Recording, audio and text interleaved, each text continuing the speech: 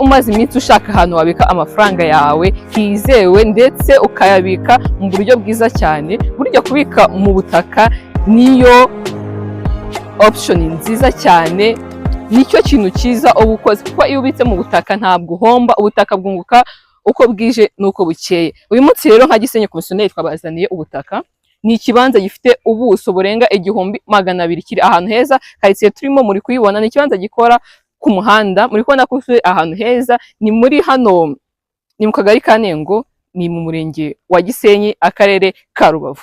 Kino tubazaniye rero gifite ubuso burenga 1200 nkuko nabibabwiye, kiri ku mafaranga makeya cyane, miliyoni 18 zirimo ibiganiro. Urazizana tuguye hano hantu ushobora kuza ugashora ndetse ukunguka.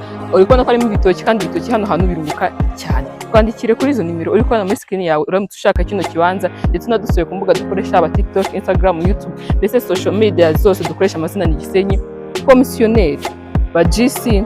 Let's build a better tomorrow with GC today.